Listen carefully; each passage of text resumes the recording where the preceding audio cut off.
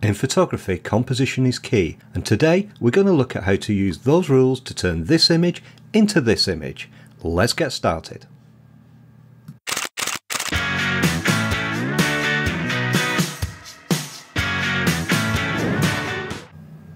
Before we start editing this image in Lightroom, let's take a look at some of the compositional problems that we've got going on. The first problem I can see is that the image isn't actually upright, and if you look at this bookcase here, you can see that the edge of the bookcase is slanting over to the left. Next, we've got these bright lights here in the bookcase and the reflection, and that's distracting the eye away from the main part of the image here. We've also got just a small piece of paper appearing on this table here, so we want to really remove that and darken the edge of the frame there. Finally, we've got the elements over in the bottom right of the frame. So we've got a bag on the floor here that's just distracting away from the lady who's actually studying in this library. And also the other thing is that the floor is rather bright here and it's reflecting some of the light. So we could do with darkening that down. These are some of the elements that we've got going on in the frame that are just distracting us from the main composition of the image. Let's have a look now at how we can correct some of these. I'm going to start now by making my adjustments in the Develop module of Lightroom. I like to start and work in Lightroom. It gives me a good raw conversion, so I'm trying to create an image that I'm happy to take through and fine-tune using other applications such as the Nik Collection or Alien Skin or the On One Photo Raw or any of the other tools that I use. In this case though, I'm going to start now by getting the image straight and cropping very slightly. So I'll use the crop overlay area and I'm going to use this angle tool. Now you may not realise, but you don't have to use the angle tool horizontally, you can use it vertically. So here I can create an edge along the bookcase, which is now vertical. So we've now got a straight image here, and it's cropped out this unwanted area here very nearly. I'm just going to click the padlock to lock the frame dimensions or frame ratios. Happy with that, so we've done. We can now zoom in onto the area here and we can repair these light reflections in the glass of the bookcase. To make the repair, I'm going to use the heel brush and we'll make sure the opacity is up there at 100.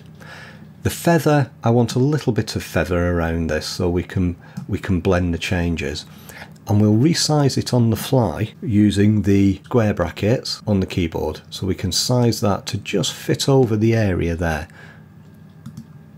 And Lightroom's made a fairly good selection there. Let's see what it does there. And again, it's made a good selection. And again there. And then we'll just take out that area there. And again, Lightroom in all those cases seems to have made a pretty good selection to repair the areas with. So I'll click done on that now. The other areas that were causing me a problem are these down in the bottom here, in the bottom right of the frame. And I'm not going to correct those yet. First off, I'm going to actually just refine this image a little bit further using the other controls. Now the first thing I want to do is just adjust the basic controls, and I'm actually darkening down the shadows a little bit further because this image is all about the light and the shape it creates. So although we've got a focal point here, the thing that really draws your attention is the rim lighting around the edge of the person in the frame here, on the back of the chair and around the table there. So by reducing down the shadows, I'm going to actually make that a little bit more obvious. Now let's have a look at the highlights. If we push the highlights up, we get quite a nice effect here. It does blow out some of the detail here, but I'm not too worried about that. And again, the whites, we can make that look quite a bit more dramatic in terms of adding a sparkle to these highlights. We may even be able to darken the shadows a little bit further at this stage. Let's just have a look at the contrast. So I can increase the contrast or reduce it. Reducing it will open up the shadows, obviously. And I quite like a bit more openness, but then I can reduce that further by using the clarity. That's looking quite good. Do we need to increase the exposure? No. I think the exposure is probably right, and we can reduce the shadows there. We can also add in a little bit of dehaze, which tends to darken the shadow areas still further, and that's starting to look quite good in terms of the lighting on there. We still though have this problem where some areas over here on the table and in the bottom of the frame and the bag are just too obvious and light in terms of what we're trying to create, and we'll deal with those in just a moment. Now, as I'm into the editing stage of this, what I can do is change the colour profile as well, and let's see if a different profile actually creates a better look. Now, as this was shot on a Fuji, I've got access to the classic chrome profile, which I do like, but I think it's making the colours a little bit too muted, and I do like the colours in this. The Pro Neg is also causing similar sorts of problems. Astia's quite nice, but a little bit too warm. I quite like the Provia Standard, and we'll select that for the moment. And if we were shooting with Vevey, I think it's just a little bit too over the top. So we'll keep it with Provia. I'll close that now. And what that's done is it's actually created a bit more shadow, and it's just a little bit too dark now in the shadow areas. So I'll reduce the dehaze slightly, and I can also open up the shadows just a little bit using that contrast slider reduction. So it's very much a matter of fine-tuning at the moment. I'm going to come down to the bottom here, and I'm also now going to add in my post-crop vignette. And immediately that I do that, you can see this area here now closing up because the light's being darkened on there. And I'm going to change that from highlight priority to colour priority so that we try to maintain the colours of the image rather than just hiding the highlights. And that's now looking quite good. Let's compare it to the original. And there we can see quite a good effect from the changes that we've made. Let's just go back to the editing. Now, I'm going to try at this point radial filter. Now, the radial filter by default, when we add it, will darken the edges of the frame still further unless you actually do the inverse of the radial filter. Now, at the moment, I've not got it on invert. If I show the mask, you can see it's the outside of the frames that are being selected. I'm happy with that. Let's just make sure we're not putting anything. So we are selecting part of the desk and the lady here.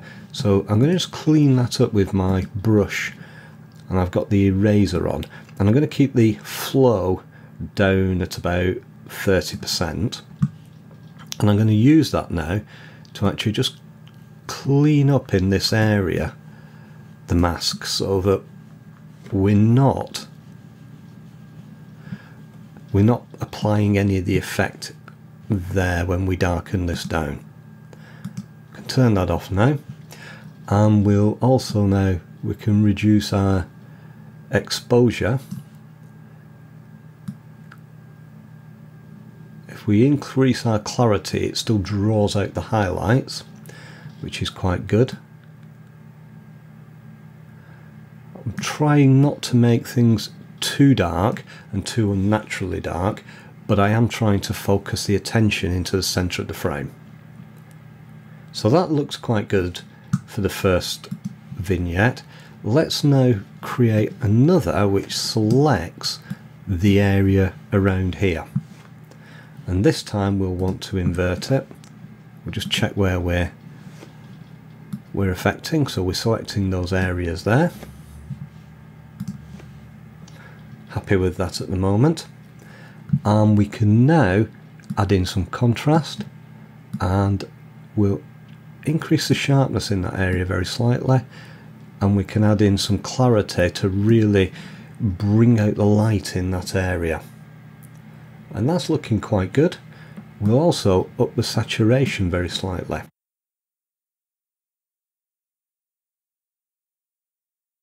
Just reposition that there. Okay, that looks like it's done. The other thing that's now bothering me about this photo is this white area of the bag down here. So although the bag is now largely hidden, we can see this on top. So we will now use the heel brush again and we'll try and take that out. So we'll remove it and hopefully we'll draw black in the frame there. So it's not really making a good repair from that area, but you don't tend to notice it very much. So we will cover that up. Now we'll do that as done, and we'll just make a further selection with our brush tool, and we'll feather it very slightly. And I just want to select very carefully around the top of the bag, just to try to darken it a little bit more. I got the auto mask on, that's not very good. So we'll just select in those areas. And now we can actually just reduce the exposure still further, and also we'll just take out any highlights in that area. And we'll also go with some negative sharpness, and that will just soften up that area very slightly, just so that you don't notice it. And now you can't see that there's anything there at all. Now looking at this still further, I can see more adjustments need to take place over here. So we'll now just repair those again with the heel brush.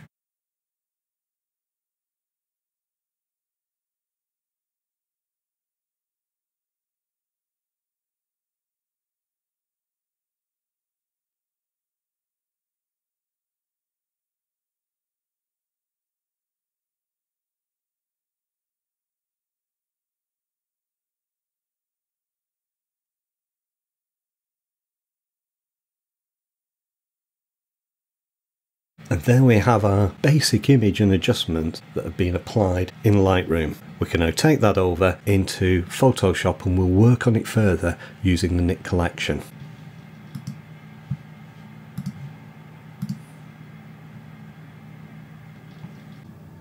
We're now in Photoshop, and I'm going to use some of the Nik Collection tools to try to just refine this image just that little bit further. And the first one I'm going to use is the Color Efex Pro. Now there's lots of filters in Color Efex Pro, and the one that I really like, and I tend to use on almost all of my images, is the Pro Contrast filter.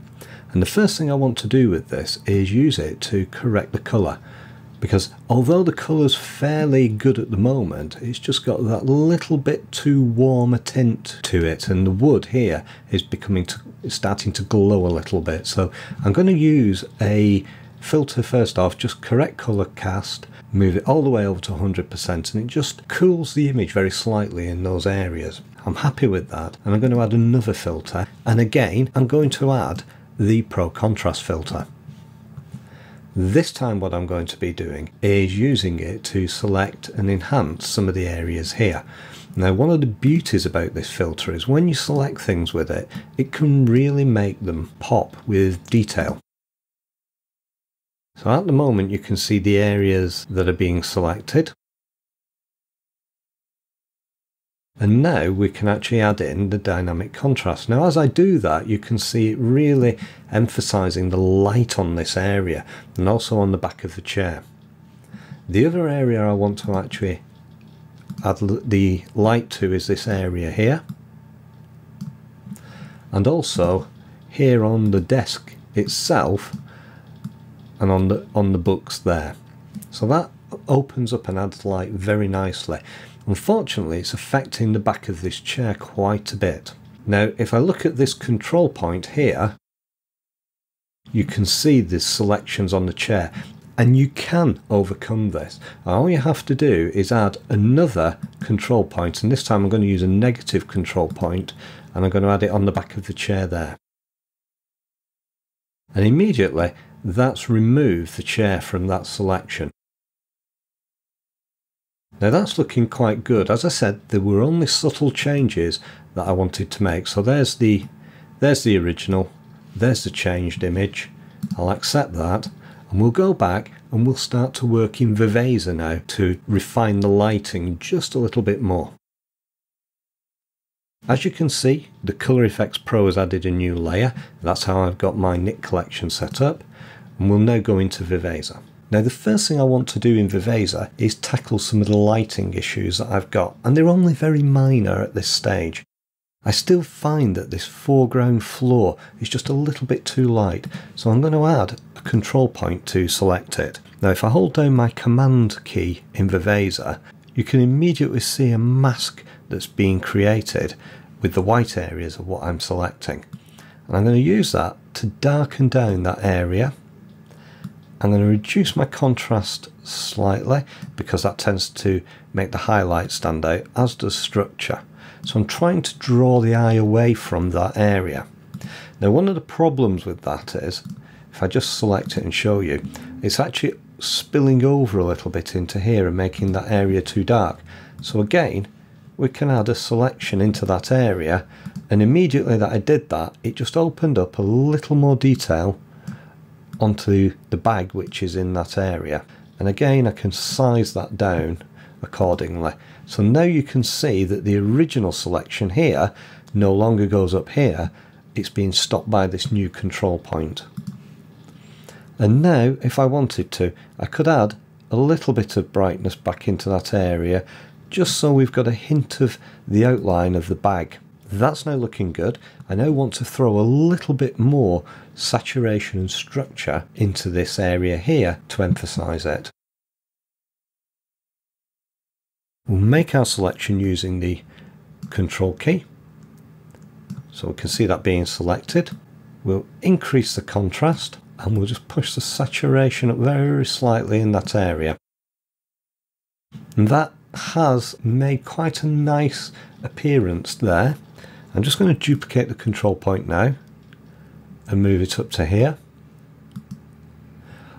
The problem I've got at the moment is it's making this area here too colourful, so I'm going to now select that. And I'm just going to darken it down very slightly in that area, and also just reduce the contrast very slightly, and also the saturation. Finally, I'm just going to darken this outside edge of the table slightly, so we'll make a selection there. And we'll just drop the brightness down, we'll drop the contrast down as well, and we'll reduce the shadows. Let's compare how that looks now to the original. And now we've more or less completed our image. We'll take that back into Photoshop, and I'll just put both of those now into a new folder so that you can turn that on and off. And there we have the finished image. If you like this video and want to master the Nik Collection, consider my ebook. It covers Viveza in detail, including the latest version in the Nik Collection 2018 by DxO. It's around the price of a photography magazine, and it supports me in producing more free tutorials on YouTube. You can buy the book directly from my website shop, as well as Amazon, Google Play, the Apple Bookstore, Barnes & Nobles, and a few more. I hope you enjoyed the video. Please share it with others, and don't forget to subscribe. I'm Whalley. Thanks for watching Lenscraft. I'll see you next week.